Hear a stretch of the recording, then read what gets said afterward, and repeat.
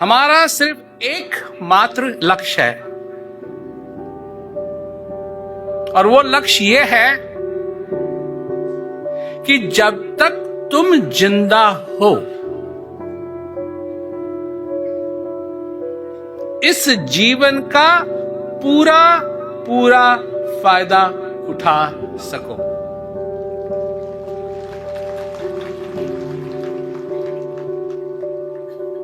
ये दोबारा नहीं मिलेगा। तुम कहानी सुनना चाहते हो वो वाली जिसमें तुम दोबारा आओगे। तुम कहानी वो सुनना चाहते हो कि तुम्हारे सारे पाप धुल जाएंगे। अब बात यह है कि कहानी तो एक तरफ है और सच्चाई एक तरफ है। सच्चाई क्या है, कहानी क्या है, तो मैं बताता हूं। कितने लोग यहां बैठे हैं जो खाना बनाते हैं?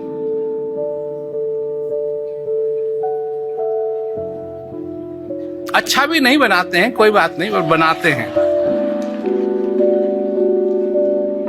हैं? कितने? इतना खाना बनाने वाले। यहां कितने लोग हैं जिनके घर में पाक शास्त्र की किताबें हैं? चाहे छोटी सी हो, चाहे हाथ से ही लिखी हुई हो, हा? कितने लोग हैं जिनके घर में पतीले हैं?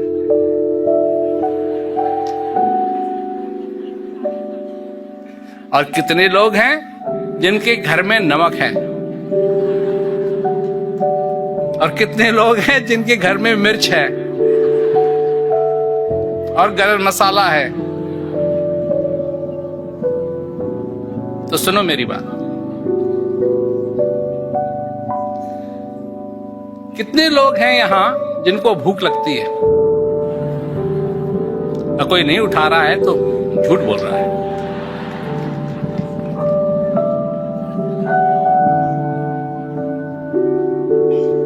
एक है खाना बनाने वाला, एक है खाना खाने वाला।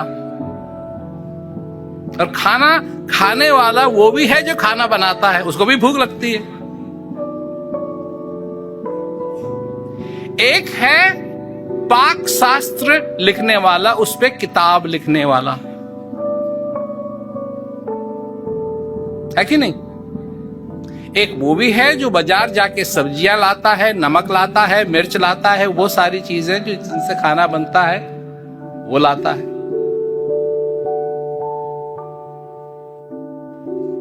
अब तुम मेरे को बताओ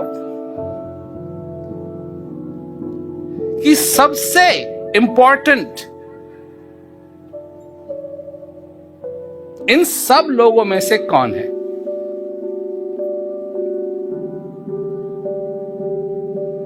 अभी किसी ने कहा बनाने वाला।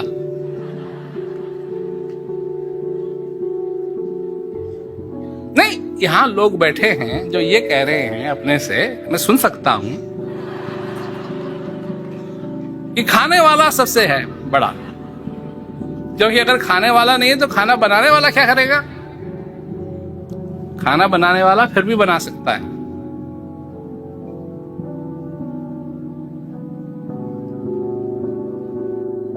तो जो वो व्यक्ति जो पाक शास्त्र की किताब लिखता है वो कितना बड़ा है, वो कितना जरूरी है?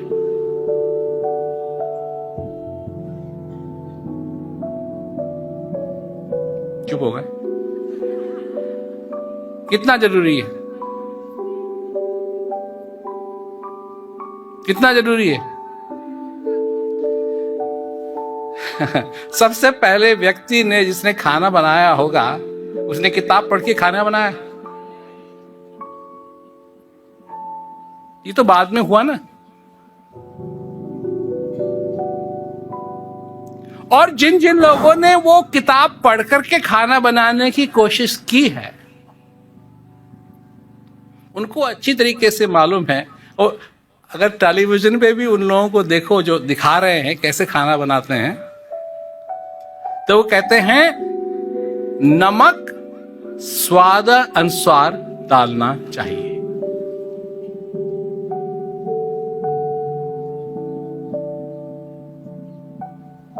क्यों? ये क्यों नहीं बताते 1 चम्मच डालनी चाहिए, 2 चम्मच डालनी चाहिए, 3 चम्मच डालनी चाहिए? क्योंकि हो सकता है कि तुमको नमक ज्यादा पसंद हो, किसी को कम पसंद हो।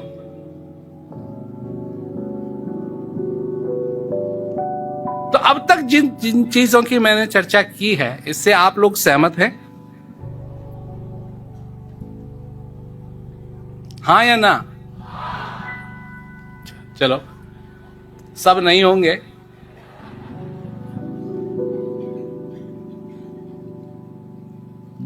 क्योंकि अगर किसी ने हल चलाया है तो उसको अच्छी तरीके से मालूम है, कई बार हल चलाते चलाते पत्थर आ जाते हैं। अब उस व्यक्ति को कैसे मालूम पड़ गया कि पत्थर आ गए? क्योंकि जब मट्टी पे चलता है ना हल, बड़े मुलायम रहती है मट्टी, और जब जैसे ही वो पत्थर के साथ टकराता है सख्त हो जाता है। तो कई लोग हैं जिनकी सोच एकदम पत्थर की तरह है, मतलब सोचते ही नहीं है ठीक ढंग से। तो अगर ये बात है तो ये जो हम चर्चा करते हैं, हम लोग चर्चा करते हैं कि फलानी क्या कहते हैं किताब में ये लिखा है, फलानी किताब में ये लिखा है, फलानी जगह ये लिखा है, फलानी जगह ये लिखा है, इस पे विश्वास करना चाहिए, इस पे विश्वास करना चाहिए, इस पे विश्वास करना चाहिए। खाने वाला कौन है? वो लोग जिन्होंने किताब लिखी या तुम?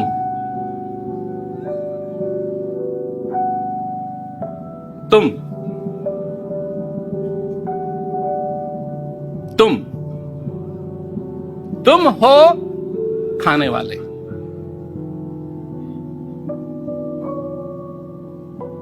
गोभी क्यों उगाई जाती है?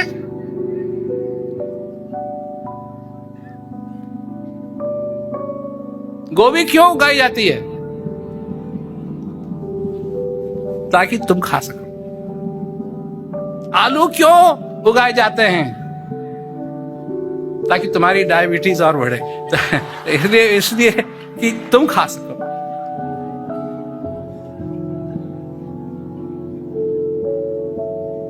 चीनी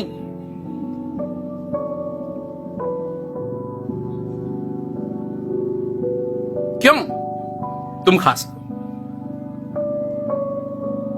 तुम हो खाने वाले, और क्योंकि तुम मनुष्य हो,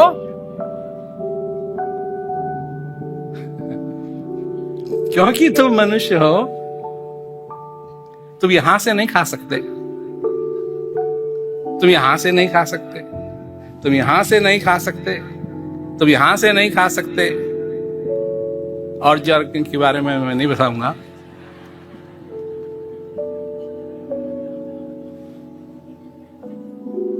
ये है दरवाजा तुम्हारे लिए। यहां दांत भी है चबाने के लिए, जबान भी है, और चखने के सारे साधन यहां हैं, और नाक भी यहां है ताकि तुम सूंघ सको।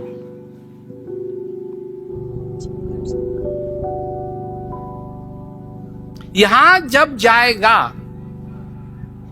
यहां, इधर उधर नहीं, यहां, तब तुमको पता लगेगा कि ये स्वादिष्ट कितना है। तब तुम कहोगे मजा आ गया।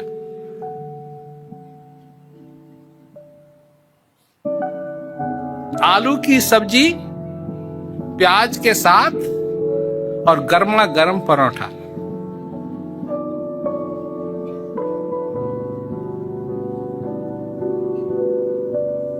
क्यों हंसे?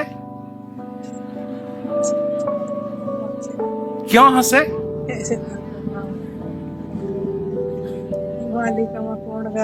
बिना परोठे के, बिना आलू की सब्जी के, बिना बनाए, मुंह में पानी आ गया।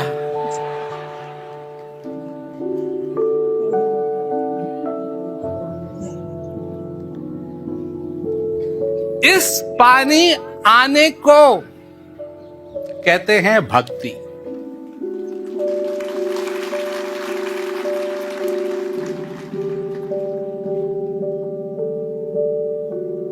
उसकी याद मात्र से तुम्हारे जीवन में आनंद ही आनंद हो जाता है।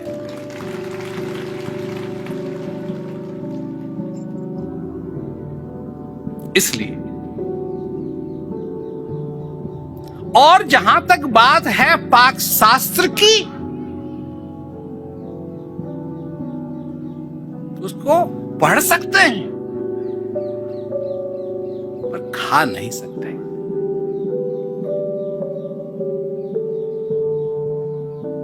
क्यों नहीं खा सकते?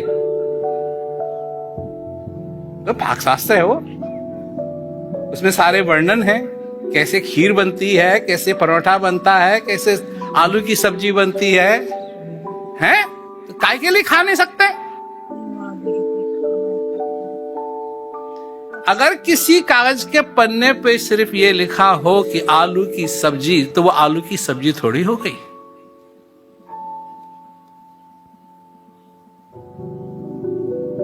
भैया हो गई। कितने लोग कहते हैं नहीं हुई।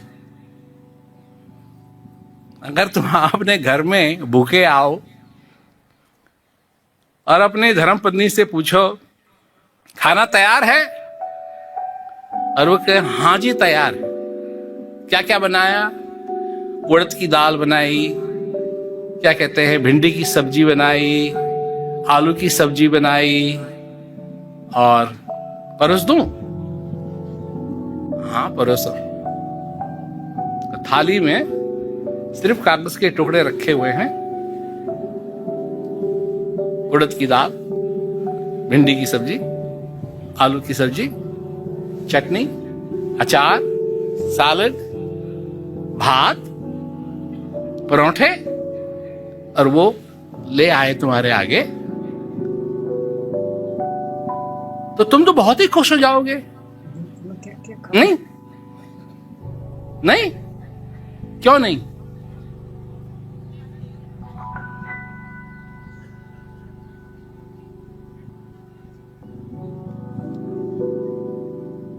नहीं, क्यों नहीं? पेट नहीं भरेगा। तो पाक शास्त्र अगर मोटा हो तो भर जाएगा।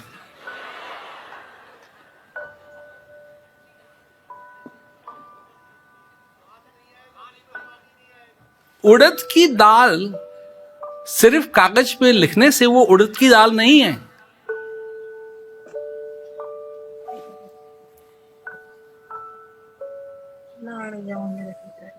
इसको इस्तेमाल करो जरा।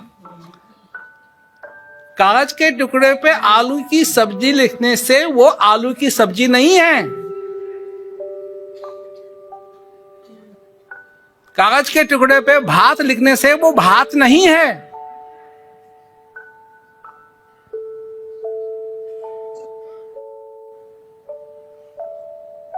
कागज के टुकड़े पे भगवान लिखने से वो भगवान नहीं है।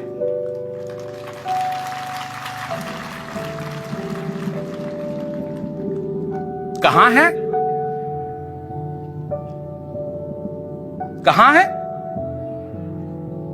ये सिर्फ गुरु तुमको बता सकता है। और गुरु कैसा होना चाहिए? असली गुरु, कागज पे लिखा हुआ गुरु नहीं। पर तुम करते क्या हो? तुम करते हो सिर्फ यही कागज पे लिखा हुआ है या नहीं?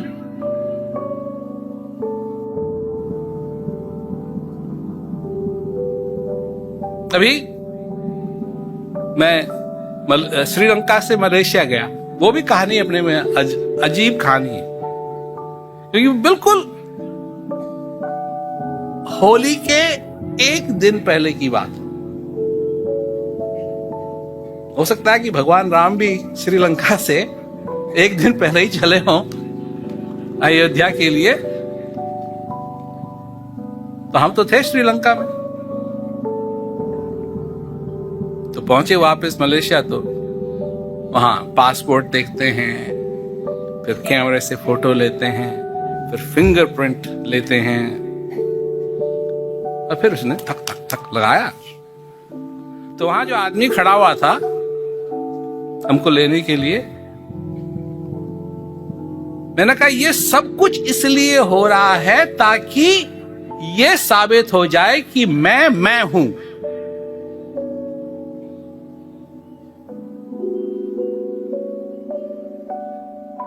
ये दुनिया की रीत उल्टी हो गई है।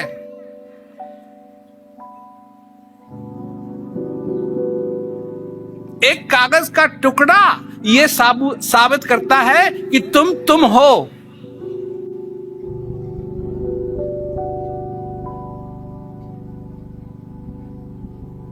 क्योंकि लोग इतना झूठ बोलते हैं, इतना झूठ बोलते हैं, इतना झूठ बोलते हैं, इतना झूठ बोलते हैं कि हद हो गई, हद से भी पार। जहां जाओ भगवान के नाम पे झूठ। मतलब कोई चीज बची नहीं है।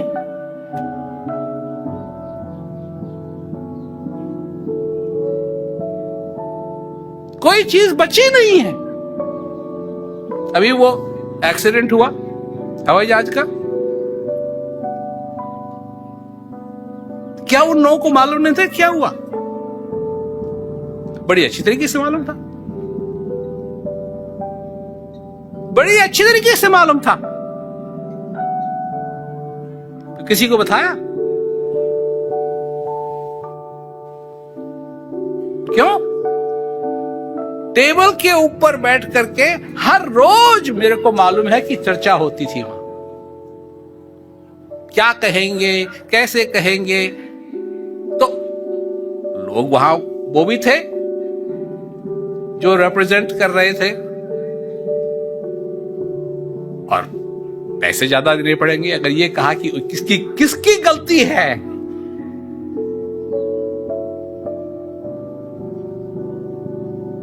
जिस जहाज को मैं उड़ाता हूं उस जहाज में भी वैसे ही वो दो स्विच हैं, हूबहू वो दो स्विच हैं।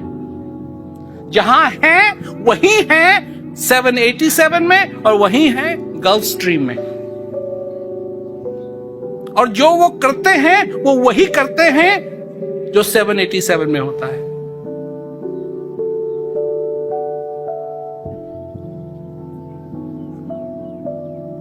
अब चर्चा हो रही है सब में, गलती किसकी है?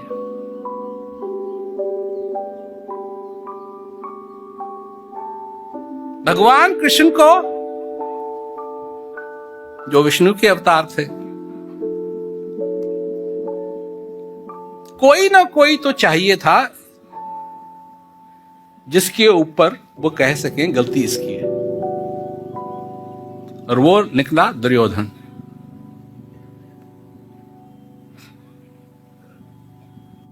कहानी तो चालू होती है ना कि पृथ्वी गौ का रूप लेकर के विष्णु भगवान के पास गई कि मेरे साथ अत्याचार हो रहे हैं,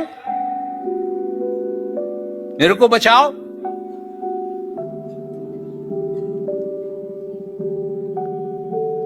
कहा ठीक है मैं आऊंगा। आए, पर यह नहीं कि मैं बचाने के लिए आया हूं। नहीं, गलती किसकी है? गलती है दुर्योधन की। भगवान राम, गलती किसकी है? रावण की।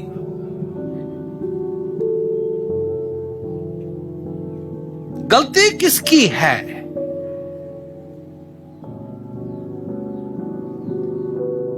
किसने गलत किया? अभी मैं देख रहा था, कई लोग हैं जो रावण की पूजा करते हैं।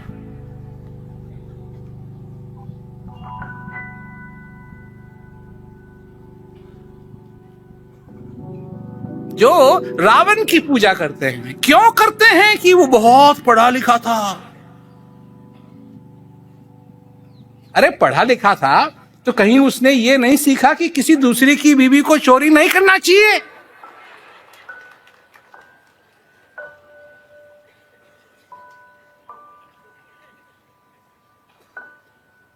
और तुम्हारी बीवी को कोई चोरी कर ले तो तुम भी उसकी पूजा करोगे?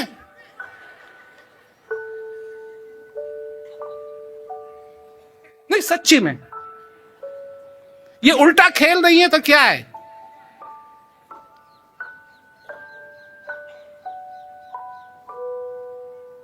भगवान राम की उम्र ज्यादा नहीं थी,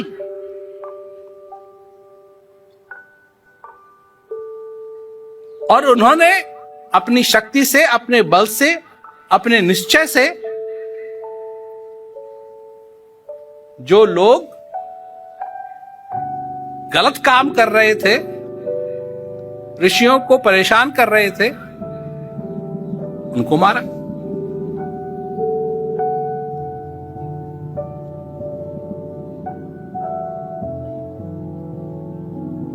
पर गलती किसकी है? आज सब लोग लगे हुए हैं, गलती किसकी है, गलती किसकी है, गलती किसकी है, गलती किसकी है, गलती किसकी है। किसको वोट देंगे? उसको वोट देंगे क्योंकि इनकी गलती थी। इनको हमने पिछले साल वोट दी, इन्होंने कुछ नहीं किया।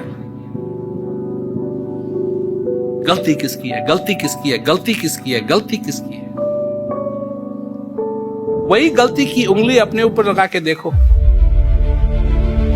तुमको मनुष्य शरीर मिला है, तुमको ये जीवन मिला है, और अगर इसको तुमने इसका पूरा